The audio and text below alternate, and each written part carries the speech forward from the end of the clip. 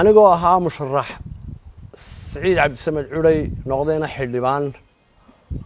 kana soo baxay xisbiga cadaaladda iyo daryeelka golaha deegaanka ee caasimadda Hargeysa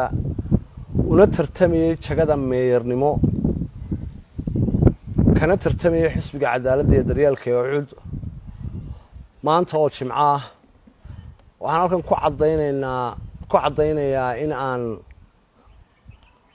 u tanaasulay walaalkay Cabdikariin Axmed Mooge waxa kale oo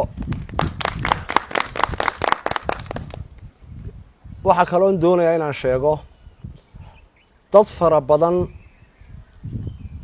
oo ay ku jiraan niman fara badan oo ay ku jiraan niman aan midida daabkeeda haynin inay waxyaabo fara badan iska lahaayeen halkan waxa taagan 9 nin oo ka soo baxay golaha deegaanka ee caasimadda Hargeysa oo 9 ku ay taageersan yihiin Cabdikariin Axmed Mooge waxaan ilaahay ka baryayaa inuu ilaahay Cabdikariin xilka ku asturo walaalkii waxaan uga mahadnaqayaa waan ogahay inuu dahan lahaa waan ogahay inuu doonayay inuu isu sharxo maayirka caasimadda Hargeysa waan ogahay in xisbiga u cudna ay markaa ku taageerayeen inayna sharaxaan oo maamulada u sharaxaan walaalkii inuu geesinimo la yimaado hankiisi iyo caburiyo iyo tanaasulo aad ayaan maartay ugu mahadnaqayaa walaalkii waan u ducaynayaa hawl buda naga furtay ummadda Soomaaliland doorashada ay gashay wayna midaysay doorasho wanaagsan oo qiimo leh oo mataqaanaa asxaabtu kulmiye wadan iyo Ucudba ay waqti badan ku bixiyeen doorashada noo qabsoontaa ayaa la galay way ina midaysay in xildhibaanadu ay maartay codka inta badan ee aqlabiyada ay maartay rag badan oo iga mudan baa ayaa ku jira golaha soo baxay 17 mudane ee soo baxay dadkaasi qof kasto aniga ay taageerade waxa weeye isagoo xaq u lahaa isagoo mudna hadda shacabkiisa uu jecel yahay buu tanaasulaya waxaan kaga leeyahay ma jirin marka walaalkay aad iyo aad baan ugu mahadnaqayaa waan u ducaynayaa ilaahay subxaanahu wa ta'aala horta maanta go'aankeenan ha ka yeelo go'aan khayr qabo hirgala oo dadka loo tanaasulina ay ku faa'iidaan ilaahay ka yeelo waxaan aad iyo aad horta u mahadnaqayaa Saciid oo tacab badan galiyay halkaas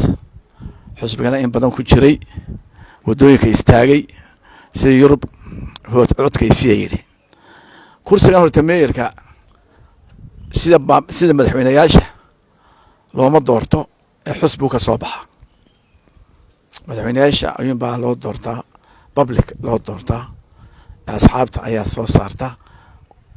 qofka noqonaya meeyarka iyo meeyar xigeenka Cabdikariin Axmed Mooge anigu aabihii baan mar iskuulka la wada qolay ilaahu naxariistee ilaahay uu noqon saaxiibna ahayn ilaahu naxariistee waxaan waa inankaygi ayuu taagan yahay saaxiibna waan ahayn aad iyo aad inta imku ordiyo activist gaana waxa dhowr meelood oo xafladood ayaan ka taageeray oo markaan arkay inuu programkiisa wato aan ila warana program baan la imay ilaahay kaygo kale yaanu ka dhigin marka wiiga nasiibato dadkii yaryaraayo maqaan gaaray oo mustaqbal u baahan ay si barxadba ku soo beegmeen halkaana idil ay gashayo waxaan siin maraba hashi laga baxay markaaga afraad daalayra adna jikoor ba dhigi doonta insha Allah taala insha Allah marka waa idilada ibi gali kursigan horta kursi cudbo ahayd warabe anaga iyo wadani horaan u heshiina Cabdikariin oo ahayn magaran saaye wadani ahayn waliba aniga ii dhow markaa ayaan ku heshiinay iyaguna qaataan speakerka ana meeyarka Hargeysa qaato saasan ku heshiin labada xisbi duulimaan cidkuma ahayn waxaan aragnay dalkii uu ka baaba'ay check and balance iyo separation of power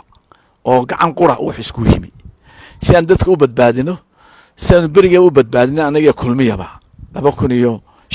wax inagu cusub maaha ayaan u sameeyay waxaan doonay insha Allah ta'ala saddex xusbi iyo madaxtooyada wada shaqeeyaan doorashada Ilaahay subxaanahu wa ta'ala aan wadaag ku galay oo waliba madaxweynuhu ku amaanan yahay oo lacagtii oo dhan boqolkiiba 75 bixiyey halkan 25 ka bixinay oo untigaysa legacy u geliso inaynu hagaajino dalku dhaqaaqo ay horta u sameeyay madaxweyne iyo mayorna wax soo dhaxgala adduunka imanka Ingiriiska Johnson waxa weeye oo conservative-ka mayorka waxa weeye Labour-ka khan madaxweyne waxa ka wakiila barasaabka waxa uu leeyahay soo magacaabo waxa horta wasiiradiisu oo ordaan oo lacag la ordaan kharashkii baan ku celinayaa tolaay marada isaar horta madaxweyne arintaasi adiga kama socoto waxa ka socota malaamaya wasiiradaade horta arinta inaga qabo foolxumayno keenaysaa haddaba si aan dalkeenu halka ka qaado waxaan ana go'aamiyay oo anoo xusbi ka wakiila tanaasulka ay isku tanaasuleen labadii xildhibaan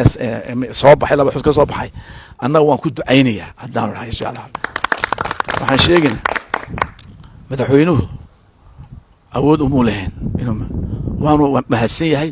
inuu arkay inuu de sharci meeshii jiro oo ila warta sharcigii ayaan isku ogaanay uu ku mahadsan yahay inuu sharci inuu ilaaliyo laana waxay asxaabay ka soo baxeen asxaabta kulliis sameeynaysa ay ka sameeyay imakana ma ku ka soo dagay insha Allah taala hadda ay ka soo dagay magaaladeena iyo dalkeenuba isbedel buu baahay codka shacbiga waa in la ixtiraama codka shacbiga dadka uu hadlay shacbiga uu hadlay labada xusbi bay maanta si aqlabiyadii gudoomiye ku-xigeenka anaga la naga sugaya ya hada ku-xigeenkina hada la naga sugaya waanu la joogaa insha Allah taala de markaas dooransan ay isna foodka siin doontaa way isku xidhan insha Allah taala aad baan ugu mahadnaqayaa gudoomiyuhu Faysal Waraabi waxa weeyaan muwaadin weyn oo mar waa odageeni mar waa gudoomiyaha xisbiga oo marna waa ilaaliyaha qaranka danaha qaranku inta badan ka hadlaa aad iyo aad baan ugu mahadnaqayaa gudoomiyaha inuu maartay socodnimo leh wanaaga oo qiimo leh inuu maartay walaalkiisa inay tanaasulo gudoomiyuhuna ducada uu noo raaciyo go'aanka xisbigana markaa uu ku laro marka aad iyo aad baan xisbigana maartay ugu mahadnaqayaa gudoomiyaha ugu mahadnaqayaa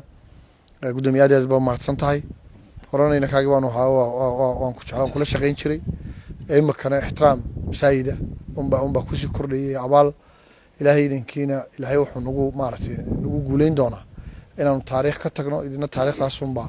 qayb ka noqonaysaan insha Allah taala doorashada waxaan ilaahay ka baryaa in 17-kaanin marka imka daanu Hargeysa maamulayno asxaabta waxa ka horeysa inaan ummadda midayno ummadda qaar baa asxaabta ku jira qaar baan ku jirin marka shaqo weyn baa noo taala in ay dadku nagu ilaalisaan midnimada dhexdeeda anaguna runtii shaqada nalaga filaya inaanu qabano marka gudoomiye aad iyo aad baa mahadsan tahay ducada noo ducaysay waa gudoonay adigana waa ku ducaynaynaa khayr Allah ku siiyo